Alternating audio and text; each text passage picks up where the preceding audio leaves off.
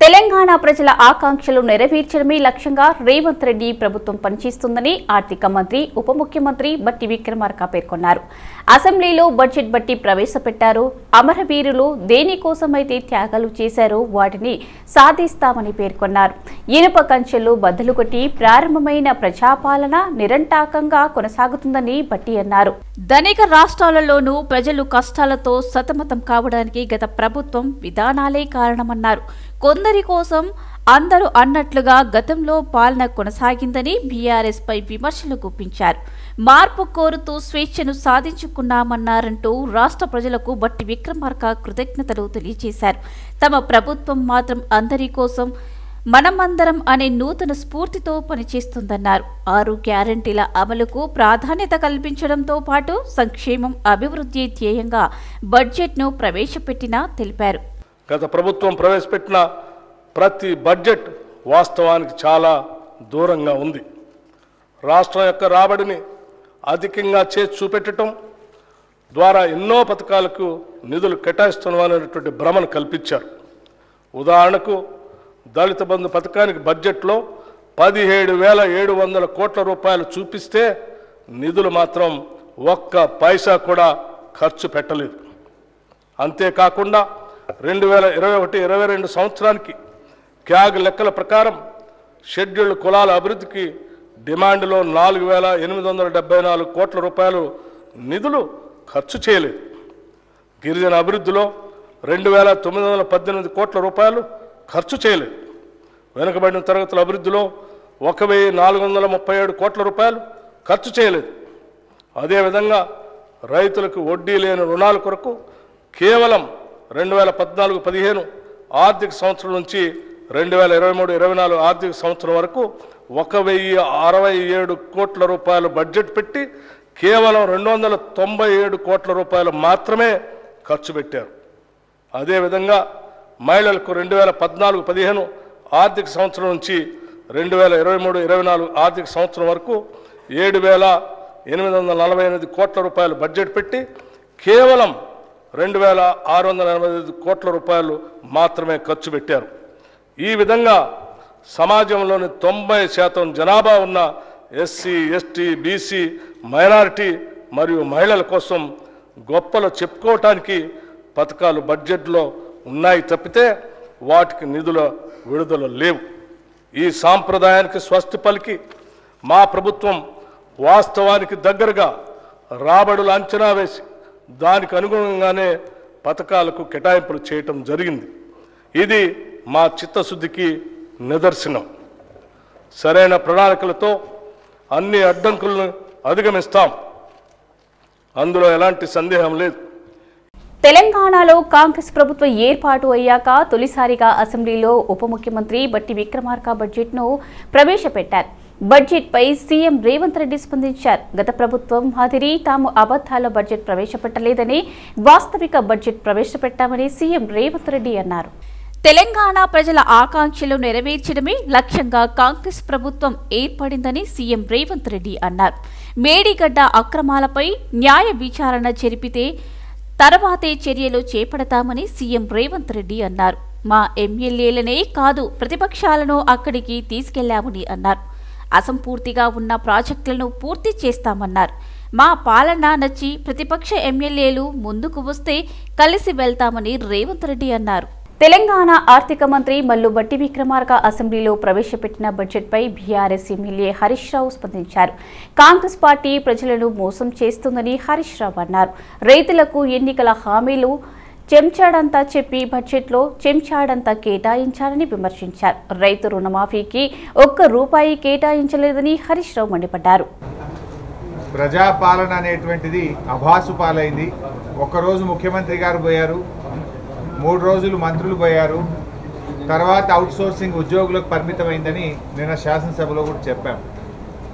అదేదో చాలా గొప్పగా జరుగుతుందని వాళ్ళు చెప్పే ప్రయత్నం చేశారు. ఇలా మీరు కాంగ్రెస్ పార్టీ మేనిఫెస్టోలో చూస్తే, ఇది కాంగ్రెస్ పార్టీ మేనిఫెస్టో, ఇందులో చాలా స్పష్టంగా చెప్పారు ఏంటంటే, గత కాంగ్రెస్ ప్రభుత్వ హయాంలో మాదిరిగా ముఖ్యమంత్రి క్యాంపు కార్యాలయంలో ప్రతిరోజు ప్రజా దర్బార్ నిర్వహిస్తాం. అంటే సీఎం గారే స్వయంగా ప్రతిరోజు ప్రజా దర్బారు నిర్వహిస్తాం. కానీ జరిగింది ఏంది? ఒక రోజుకు మాత్రమే పరిమితం చేసి ప్రజా దర్బార్కు ఇప్పుడు గతంలో కలెక్టరేట్లలో తీసుకున్నటువంటి దరఖాస్తులకు దీనికి తేడా ఏమున్నది అంటే వాగ్దాన భంగంతో ప్రజాపాలన ఎట్లా మొదలైందో ఇవాళ బడ్జెట్ కూడా అదే రకమైనటువంటి వాగ్దాన భంగాలతోనే మొదలైందని చెప్పొచ్చు. కొండంత ఆశలు చూపి గోరంత కూడా చేయని బడ్జెట్ ఈ బడ్జెట్. గ్యారంటీల అమలు విషయంలో ప్రజలకు ఒక స్పష్టత ఇవ్వలేకపోయినారు, నమ్మకం కూడా ఇవ్వలేకపోయినారు. తెలంగాణ సర్కారు అసెంబ్లీలో ప్రవేశపెట్టిన బడ్జెట్ నిరాశాజనకంగా ఉందని రాష్ట్ర మాజీ మంత్రి బీఆర్ఎస్ వర్కింగ్ ప్రెసిడెంట్ కేటీఆర్ విమర్శించారు. సికింద్రాబాద్ సనత్ నగర్ నియోజకవర్గ బీఆర్ఎస్ కార్యకర్తల సమావేశంలో కేటీఆర్ పాల్గొన్నారు. రాష్ట్రంలో కాంగ్రెస్ హామీ ఇచ్చిన 6 గ్యారంటీల అమలుకు 1,25,000 కోట్లు అవసరమవుతాయని, కానీ బడ్జెట్లో మాత్రం కేవలం 53,000 కోట్లు మాత్రమే కేటాయించారని కేటీఆర్ విమర్శించారు. సీఎం రేవంత్ రెడ్డి బడ్డూర్ ఖాన్లా మాట్లాడుతున్నారని ఆయన ఎద్దేవా చేశారు. కేంద్రంలో కాంగ్రెస్ అధికారంలోకి వస్తేనే 6 గ్యారంటీలు అమలు చేస్తామని రేవంత్ రెడ్డి చెప్పడం విడ్డూరంగా ఉందని కేటీఆర్ అన్నారు. ప్రతి కరెంటు మీటరుకు 200 యూనిట్లకు ఉచిత విద్యుత్ ఇవ్వకపోతే పెద్ద ఎత్తున పోరాటం చేస్తామని కేటీఆర్ హెచ్చరించారు. కానీ వాస్తవం ఏంది? మా ఆడబిడ్డలకు చెప్పిండ్రు, అత్తయ్యలు మామకు 4,000, ఇంట్లో 2 ముసలోళ్ళు ఉంటే చెరి 4,000 ఇస్తాం, కోడలికి 2,500 ఇస్తామని చెప్పారు మహాలక్ష్మి అనే స్కీమ్ లో. కానీ ఇలా బడ్జెట్ ఏం చేసినారు? బడ్జెట్ లో చెప్తున్నాడు ఈ 420 హామీల అమలు కోసం 53,000 కోట్లు పెడుతున్నా అంటున్నాడు. 53,000 కోట్లు ఒక్క ఆడబిడ్డలకు పెట్టే మహాలక్ష్మి పథకానికే 53,000 కోట్లు అయితే 1,67,00,000 మంది ఆడబిడ్డలు ఉన్నారు ఈ రాష్ట్రంలో. 18 ఏళ్లు నిండిన వాళ్ళు 1,67,00,000 మంది ఉన్నారు. ఒక్కొక్కరికి నెలకు 2,500 ఇస్తే దానికే నెలకు 4,500 కోట్లు అవుతుంది, సంవత్సరానికి 53,000 కోట్లు అవుతుంది. మరి అట్లాంటప్పుడు నేను రేవంత్ రెడ్డిని ఇవాళ బడ్జెట్ ప్రవేశపెట్టిన బట్టి విక్రమార్క గారికి అడుగుతా ఉన్నా. ఎన్నికల్లో కాంగ్రెస్ ఇచ్చిన ఎన్నో హామీలను బడ్జెట్లో ప్రస్తావించలేదని ఎమ్మెల్సీ కవిత అన్నారు. తెలంగాణ ప్రభుత్వం శాసనసభలో ప్రవేశపెట్టిన ఓట్ ఆన్ అకౌంట్ బడ్జెట్ పై బీఆర్ఎస్ ఎమ్మెల్సీ కవిత స్పందించారు. బడ్జెట్లో పూర్తి కేటాయింపులు లేవని వివరించారు. ఓట్ ఆన్ అకౌంట్ బడ్జెట్ నిరాశపరిచిందని ఎమ్మెల్సీ కవిత అన్నారు. బడ్జెట్లో పూర్తి కేటాయింపులు లేవని విమర్శించారు. ఎన్నికల హామీల గురించి బడ్జెట్లో చెప్పలేదన్నారు. గత ప్రభుత్వాన్ని విమర్శించడానికి సమావేశాలు నిర్వహించినట్లు ఉందన్నారు. పథకాలకు పాత పేర్లు తీసి కొత్త పేర్లు పెట్టారని, కాంగ్రెస్ ప్రభుత్వం ఓన్లీ నేమ్ చేంజర్ మాత్రమేనని, గేమ్ చేంజర్ కాదని కవిత వ్యాఖ్యానించారు. తెలంగాణ రాష్ట్ర ప్రభుత్వం వాళ్ళు ఎన్నికైన తర్వాత మొదటిసారి పెట్టినటువంటి బడ్జెట్ని వినడం జరిగింది. ఇప్పటి వరకు జనరల్గా ఓట్ ఆన్ అకౌంట్ బడ్జెట్లో పూర్తి స్థాయి కేటాయింపులు ఉండకపోయినప్పటికీ కొత్త ప్రభుత్వం కాబట్టి సంపూర్ణంగా వారి యొక్క విధి విధానాలను రేపు ఫ్యూచర్లో రాష్ట్రంలో ఈ వచ్చే 5 సంవత్సరాల కోసం మరి ఎటువంటి కార్యాచరణ చేపడతారు, ఈ ప్రభుత్వం యొక్క ఓవరాల్ దృక్పథం ఏంటి అని తెలిసేటటువంటి బడ్జెట్ కాబట్టి మేము చాలా ఆశించినాం. కేటాయింపు ఇంపార్టెంట్ కాదు, కానీ వారి యొక్క అవుట్లుక్ ఎట్లా ఉంది, వారి యొక్క దృక్పథం ఎట్లుంది అనేటటువంటిది తెలుస్తుందని మేము అనుకున్నాం. సపరేట్గా పిల్లల కోసం తోఫే తాలీం అనే కార్యక్రమాలు పెడతామని మేనిఫెస్టోలో చెప్పడం జరిగింది. కానీ వాళ్ళ మొత్తం మైనారిటీ సంక్షేమం. తెలంగాణ మట్టిబిడ్డ పివి నరసింహారావు గారికి భారతరత్న పురస్కారంతో గౌరవించినందుకు ప్రధాని నరేంద్ర మోదీకి తెలంగాణ ప్రజల తరపున ధన్యవాదాలని ఈటెల రాజేందర్ అన్నారు. బీజేపీ తెలంగాణ రాష్ట్ర కార్యాలయంలో నిర్వహించిన సమావేశంలో బీజేపీ మాజీ శాసనసభ్యులు ఈటెల రాజేందర్ పాల్గొన్నారు. నిజాం నిరంకుశ వ్యవస్థకు వ్యతిరేకంగా సాయుధ పోరాటం చేసిన ముద్దుబిడ్డ పివి నరసింహారావు ఈటెల తెలిపారు. అనంతరం బడ్జెట్పై ఈటెల స్పందించారు. ఇచ్చిన హామీలు అమలు చేస్తామని చెప్పిన కాంగ్రెస్ ప్రభుత్వం బడ్జెట్ కేటాయింపులో మాత్రం స్పష్టత ఇవ్వలేదని ఈటెల అన్నారు. దున్నేవాడికి భూమికి ఉండాలని, భూ సంస్కరణని సమున్నతంగా అమలు చేసినటువంటి మహనీయుడు పివి నరసింహారావు గారు. వారి జిల్లా కరీంనగర్ జిల్లా వంగర గ్రామాల్లో 100 ఎకరాలు కలిగిన భూస్వామిగా ఆనాడు ముఖ్యమంత్రి స్థానంలో ఉండి భూ సంస్కరణ సమగ్రంగా అమలు కావాలంటే నాలాంటి వాడిని కూడా ఈ భూములు పేదలకు పంచాలని చెప్పి 100 ఎకరాల భూమిని పేదలకు పంచిపెట్టినటువంటి నాయకుడు పివి నరసింహారావు గారు. వారు బహుభాషా కోవిదుడు.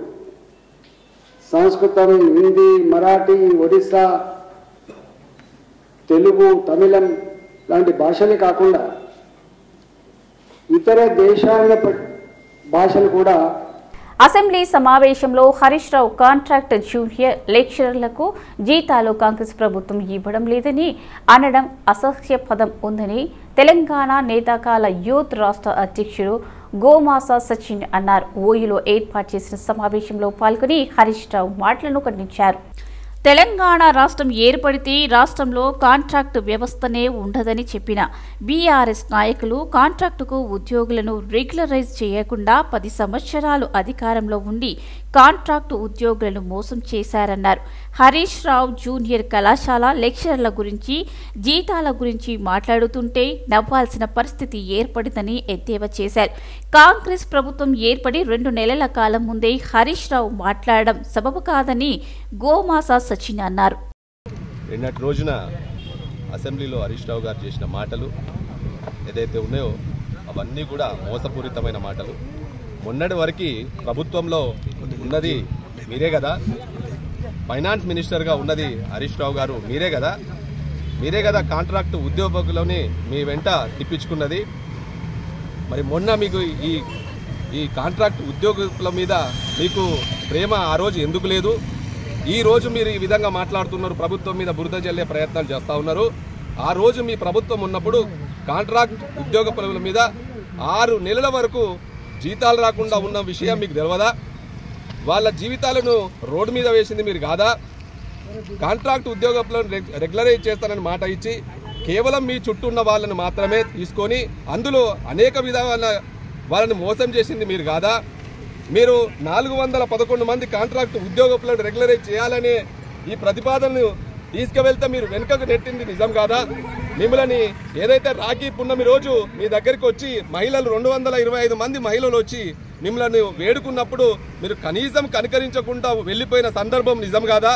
ముఖ్యమంత్రి రేవంత్ రెడ్డి సోదరుడు తిరుపతి రెడ్డి కాంగ్రెస్ ఎంపీగా పోటీ చేస్తే అత్యధిక మెజారిటీతో గెలిపించేందుకు సిద్ధంగా ఉన్నామని సిడబ్ల్యూసీ సభ్యుడు వంశీచంద్ర రెడ్డి తెలిపారు. మహబూబ్ నగర్ నుంచి తిరుపతి రెడ్డి పోటీ చేయొచ్చు. ప్రచారంపై స్పందించిన వంశీచంద్ ఆయన్ని సీఎం సోదరుడిగా కాకుండా కాంగ్రెస్ క్రియాశీల నాయకుడిగా గుర్తించాలన్నారు. ముఖ్యమంత్రి ఇన్ఛార్జిగా ఉన్న ఎంపీ స్థానాన్ని భారీ మెజార్టీతో గెలిపించుకోవడమే తమ లక్ష్యమన్నారు. తిరుపతి రెడ్డి గారు కేవలం ముఖ్యమంత్రి గారి సోదరుడే కాదు, మీరు వారిని ముఖ్యమంత్రి సోదరుగానే చూడకూడదు. తిరుపతి రెడ్డి గారు గత కొన్ని సంవత్సరాలుగా కొడంగల్ నియోజకవర్గంలో కాంగ్రెస్ పార్టీ బలోపేతం కోసం కృషి చేస్తున్నారు. కొడంగల్లో కాంగ్రెస్ పార్టీ ప్రతి ఒక్క కార్యకర్తకు అండగా ఉంటూ కాంగ్రెస్ పార్టీ బలోపేతం కోసం కొడంగలే కాదు, పక్కనున్నటువంటి నారాయణపేట, అటు పక్కనున్నటువంటి తాండూరు, ఆ మాటకొస్తే వారి సొంత నియోజకవర్గమైనటువంటి అచ్చంపేట కానీ నా సొంత నియోజకవర్గమైనటువంటి కల్వకుర్తిలో కూడా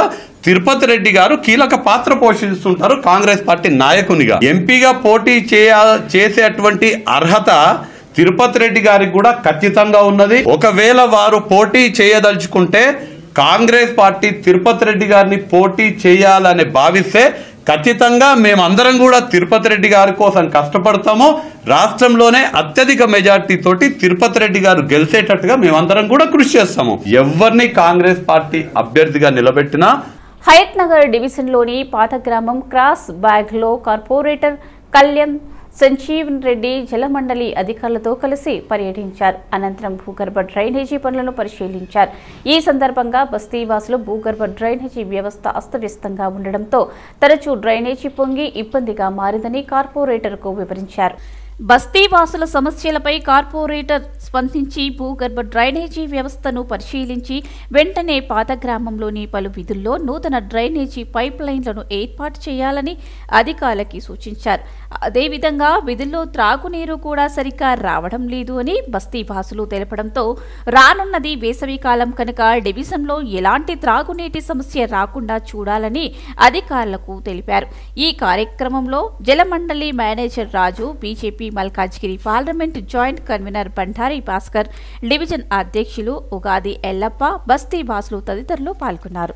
మల్కాజ్గిరి ఓల్డ్ సఫిల్గూడ వెంకటేశ్వర్ నగర్ కాలనీలో అక్రమ నిర్మాణాలను జీహెచ్ఎంసీ అధికారులు ధ్వంసం చేశారు. మేడ్చల్ జిల్లా రోడ్డుకు సంబంధించి ప్రైవేట్ సంస్థలో గేటు వెలుపల ఉన్న స్థలాన్ని పోలీసులు సహాయంతో అధికారులు దాడులు చేపట్టారు.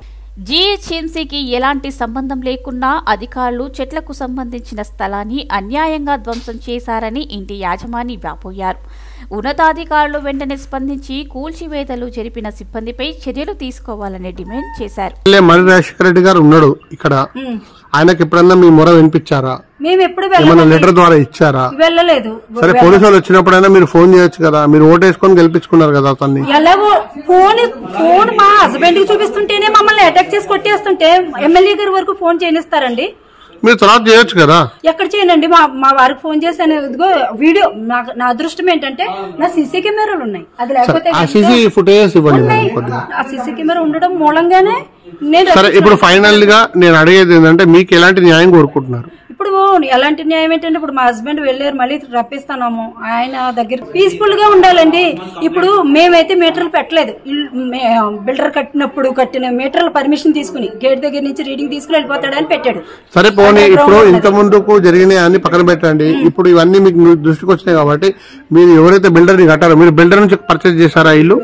బిల్డర్ సెకండ్ సేల్ నాది కూడా. సెకండ్ సేల్ అయినప్పటికీ కూడా ఆ బిల్డర్ ఎప్పుడైనా సంప్రదించారా? అంటే మాకు ఇలాంటి ఇష్యూస్ ఉన్నాయి ఇక్కడ. ఇష్యూస్ ఉన్నాయని నేను సంతోష్ మాత గుడి దగ్గర ఉంటారు ఈ బిల్డింగ్ లు కట్టి. Hyderabad soft enterprise association Hasiya ఈ నెల 14న నేషనల్ సమిట్ అండ్ అవార్డ్స్ 31న ఎడిషన్లు హెచ్ఐసిసిలో నిర్వహించనుంది. ఈ ఈవెంట్స్ లో దేశంలో టాప్ కంపెనీలకు చెందిన 35కు పైగా ఐటీ ఎగ్జిక్యూటివ్, సీఈఓలు, చీఫ్ టెక్నాలజీ ఆఫీసర్లు, సిటిఓ పాల్గొనున్నారు. ఆర్టిఫిషియల్ ఇంటెలిజెన్స్ ఏఐ గురించి చర్చించనున్నారు. వివిధ సెక్టార్లలో ఏఐ వాడకం వల్ల ఎలా ఉంటుంది, టాప్ కంపెనీల మేనేజ్మెంట్ ఏఐని ఎలా చూస్తున్నాయి అనే వాటిపై చర్చించనున్నారు. ఈ టెక్నాలజీ అందించే జాబ్ స్కిల్స్ వంటి అంశాలపై చర్యలు జరపనున్నారు. మొత్తం 500 మందికి పైగా విజిటర్లు పాల్గొంటున్నారని హైసియా అంచనా వేస్తుంది. అంతేకాకుండా 130కి పైగా కంపెనీలు తమ ఏది ప్రొడక్షన్స్ ను ఈ ఈవెంట్లో ప్రదర్శించనున్నాయని వివరించింది. ఆసియా ఈవెంట్లో రాష్ట్ర IT minister D Sridhar Babu పాల్గొననున్నారని తెలిపారు. అంటే 3 ఉంటాయండి ఆ రోజున. కృత్రిమ మేధస్సు అంటే ఆర్టిఫిషియల్ ఇంటెలిజెన్స్ మీద ప్రోగ్రామ్ ఉంది అంటే అది. సో ఆ రోజు మొత్తంలో కూడా రకరకాల ప్యానల్స్ ఉంటాయి. ప్యానల్స్లో ఏంటంటే ఈ ఆర్టిఫిషియల్ ఇంటెలిజెన్స్ అంటే ఏంటి, దానివల్ల ఉద్యోగాలు ఏంటి, కొన్ని ఉద్యోగాలు పోతాయా, కొత్తవి వస్తాయా, ఎక్కువ జనరేట్ అవుతాయా, ఎలాంటి స్కిల్స్ కావాలి, ఎలాంటి ఉద్యోగాలు వస్తాయి, ఇవి తర్వాత ఇండస్ట్రీలో ఎలాంటి మార్పులు వస్తున్నాయి, ఏ ఇండస్ట్రీ వాళ్ళు ఎలా దాన్ని వాడుతున్నారు అనేది ఉంటుంది ప్యానల్స్. ఇంకోటి ఏంటంటే మల్టిపుల్ కంపెనీస్ ఉంటాయి. ఒక 200 కంపెనీస్ పైగా అప్లై చేస్తే దాన్ని జ్యూరీ సెలక్షన్ దగ్గర ఒక 64 కంపెనీలకు ఆ రోజు పిలుస్తున్నాం.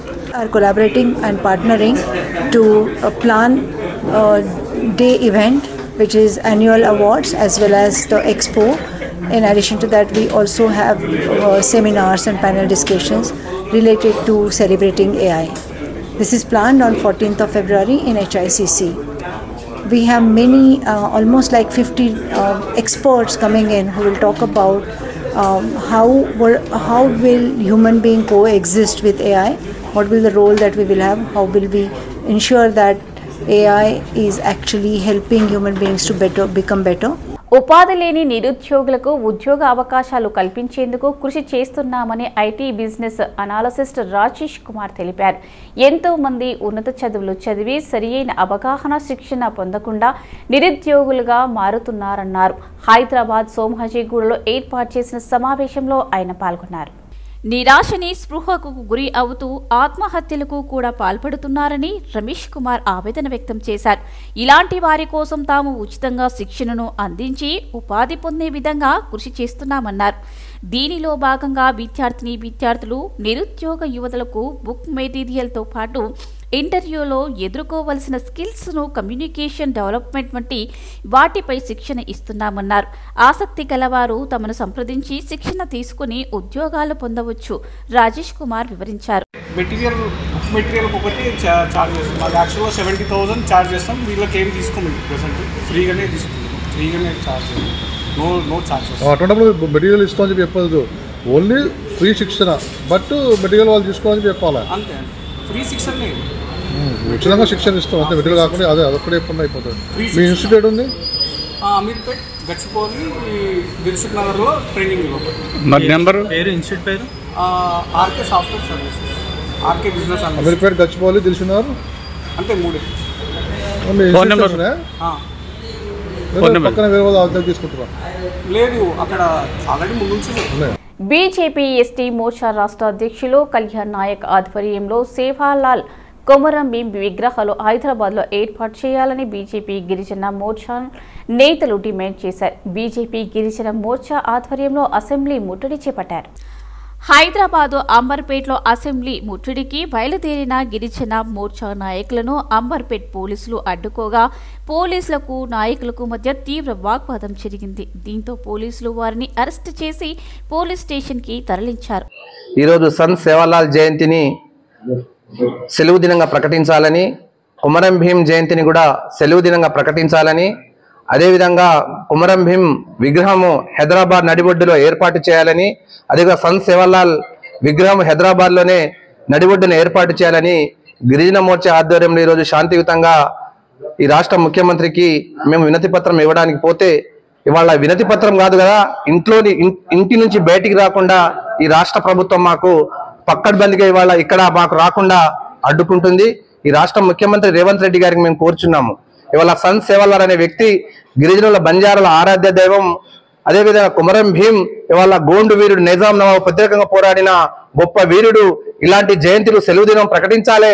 ఇవాళ అడగకుండా కూడా ఇవాళ ముస్లిం జయంతులు ఏమున్నా, ముస్లిం పండుగలున్నా అడగకుండా కూడా ఇవాళ ఈ రాష్ట్ర ప్రభుత్వం అనేక సందర్భాల్లో ఇవాళ సెలవు దినం ప్రకటించి వాళ్లకు ఇవాళ సెలవు దినం ప్రకటిస్తుంది. డ్రగ్స్ మాఫియాపై ఉక్కుపాదం మోపాల్సిన అవసరం ఎంతైనా ఉందని ఎంపీ స్వచ్ఛంద సంస్థ సభ్యులు అన్నారు.